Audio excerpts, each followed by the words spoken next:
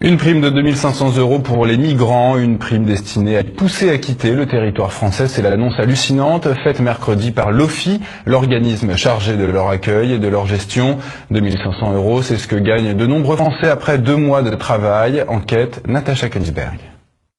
Pour pousser les migrants à partir, migrants qui, rappelons-le, sont entrés illégalement sur le territoire français, voici donc la dernière trouvaille de l'Office français d'immigration et d'intégration, un machin gouvernemental chargé de les gérer sur le sol français et éventuellement de les pousser à repartir. Jusqu'ici, la prime au départ était de 650 €. On ne parle pas de prime, mais d'allocation. En octobre dernier, cette prime avait été gonflée à atteindre 1000 €. Au Moyen-Orient ou en Afrique, 1000 € représentent de 4 à 8 mois de salaire mensuel, rien de moins. Mais comme cela ne suffisait pas, voici donc que l'OFII annonce une super prime, valable uniquement jusqu'à la fin de l'année. 2500 € pour les migrants candidats au départ, d'ici au 31 décembre. Des candidats au départ qui, rappelons-le, n'ont pas à payer leur billet de retour s'ils acceptent de rentrer chez eux. C'est l'État français qui leur paiera l'avion. Les 2500 € finissent donc totalement dans leur poche. Mais ce n'est pas tout. Comme si ces 2500 € ne suffisaient pas, l'OFII promet également une prime à l'arrivée pour les aider à se réinsérer. Une prime destinée